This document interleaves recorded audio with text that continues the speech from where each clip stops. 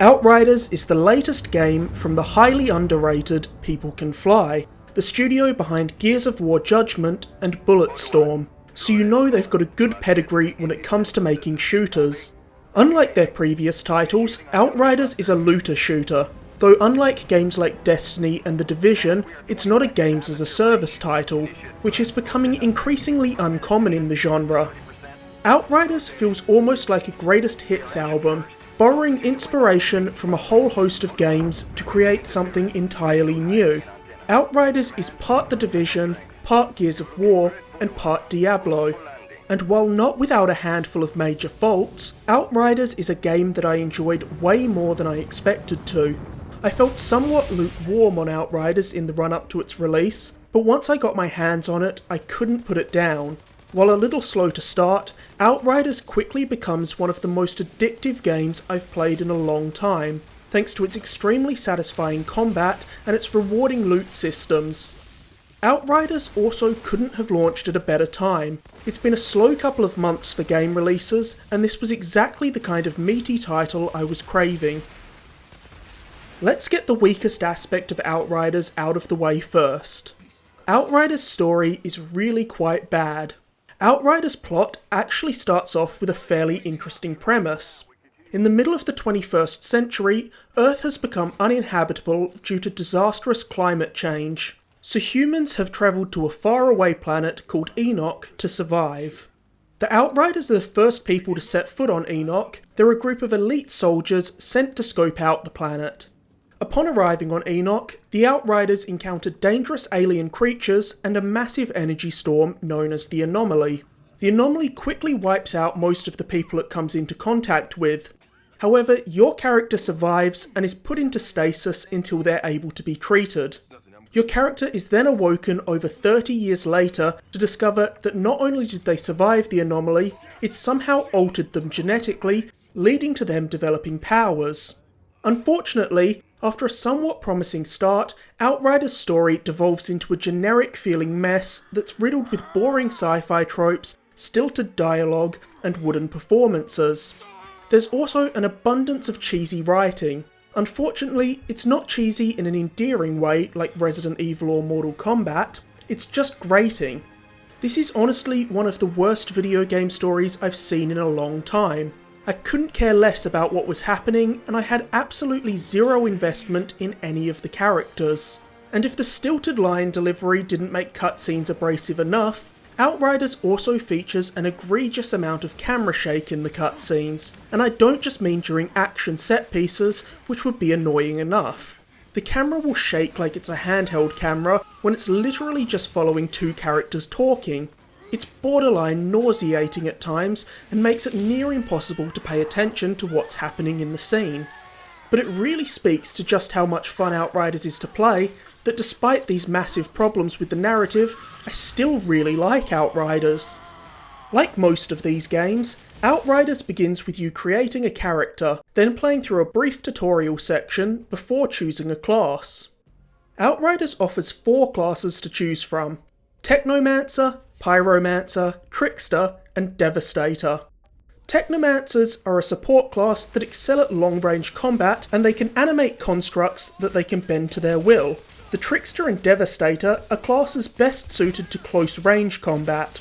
The Trickster can teleport across the battlefield, while Devastators are tanks that smash through everything in their path. Then finally we have the Pyromancer, the class I went with.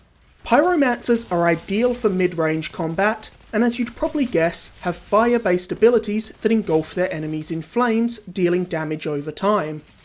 As you play, you'll earn points that you can invest in your class's specific skill tree, furthering their powers. You can even redistribute your skill points at any time to better spec your character for different scenarios. You also have an overall character level that caps out at level 30, which I hit long before the credits rolled, as I'm the type of player who completes every side mission as it pops up. I absolutely love the gameplay of Outriders. The combat is fast and frenetic, with tight and responsive gunplay, and juggling both gunplay and your class's powers together not only feels fantastic, but also looks amazing. The great effects created by the powers as they evaporate enemies do a lot to keep Outriders feeling exciting visually. If you played Bulletstorm, you'll no doubt remember its over-the-top violence, and this is carried over into Outriders. Outriders is cartoonishly violent. In shootouts, limbs fly off and enemies explode into clouds of viscera. This helps add an extra feeling of impact to fights. Interestingly, Outriders doesn't feature regenerating health, which is pretty uncommon in modern shooters. Instead, you heal through using your class's abilities to deal damage to enemies. This is a great mechanic that rewards you for playing aggressively, which gave me pangs of Bloodborne. One reason Outriders was able to keep me engaged over the 40 hours I put into it was because it offers a pretty good amount of enemy variety, and the actual designs of the enemies are great. You'll come across a whole host of cool, creative, and often grotesque looking creatures as you play through Outriders. Bosses in particular often look awesome, although their spectacle is definitely diminished somewhat due to Outriders' by-the-numbers approach to boss fights. Most bosses are just bullet sponges that you're circling around to avoid attacks while hammering them with bullets. Outriders doles out new gear at a very rapid Diablo-esque pace, so you're always getting something new to check out.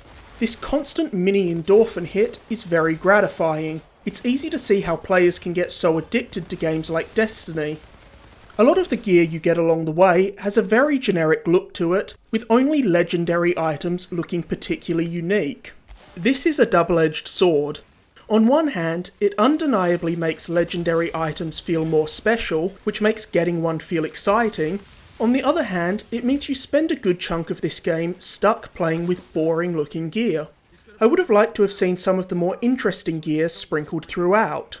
Outriders packs a good amount of optional content, consisting of side missions, bounties, and hunter missions.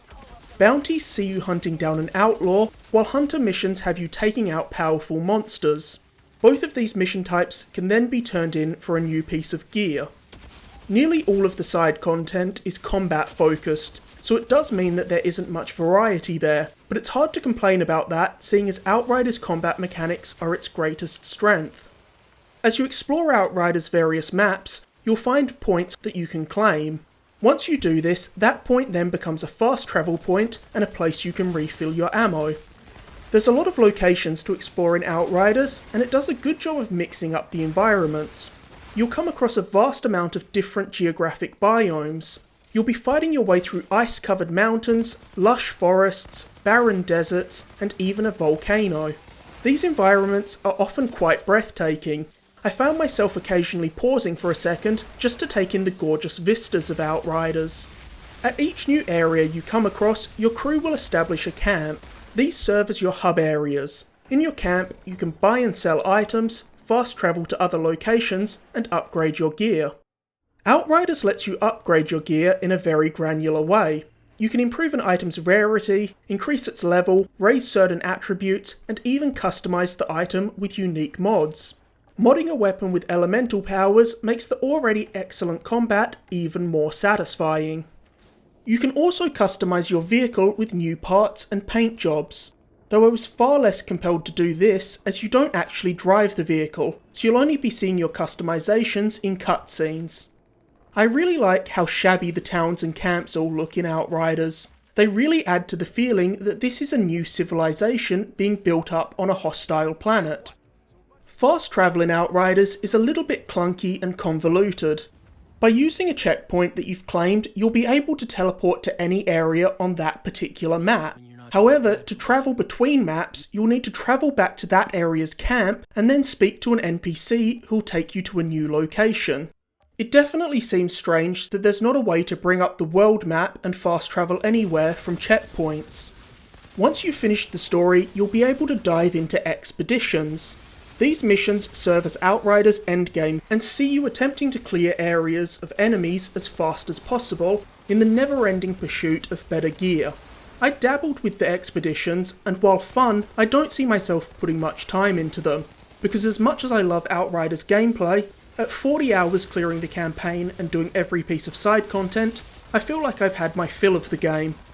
The mechanic I was most impressed with in Outriders was by far the world tier system. This lets you adjust the game's difficulty on the fly. There are 15 world tiers, each progressively more difficult than the last. You unlock the next world tier by filling an XP bar by defeating a certain amount of enemies at that tier. However, each time you die, you'll lose some progress on the world tier bar. The higher your world tier is, the more high level and powerful your enemies will be, but playing on a higher world tier rewards you with better loot. This provides a great risk versus reward proposition. This is one of the best examples of handling difficulty levels I've ever seen in a game. Outriders is often surprisingly pretty, with some stunning environments and excellent lighting effects, though there are a few rough edges. Trees in particular look quite janky, and some textures look a little rough if you get too close. Like many online games, Outriders' launch was somewhat marred by connectivity issues, though these seem to have been mostly resolved now. I was able to consistently get into the game pretty smoothly a few days after launch, so People Can Fly definitely deserve a lot of credit for how quickly they were able to get these server problems under control. Outside of connectivity issues, I did run into a couple of other technical hiccups in Outriders.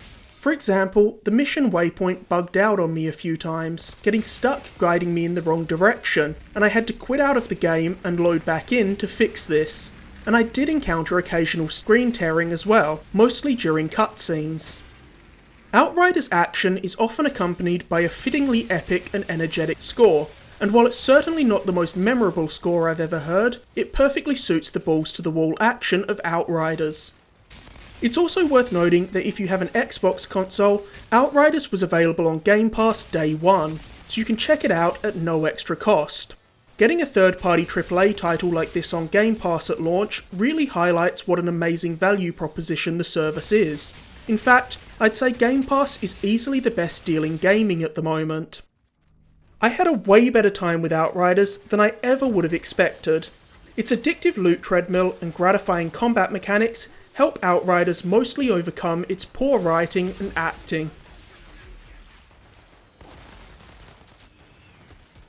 Thanks for watching. If you enjoyed this video, make sure to like, subscribe or leave a comment for even more video game reviews. And make sure to stay tuned for my upcoming reviews of Oddworld Soulstorm and Nier Replicant.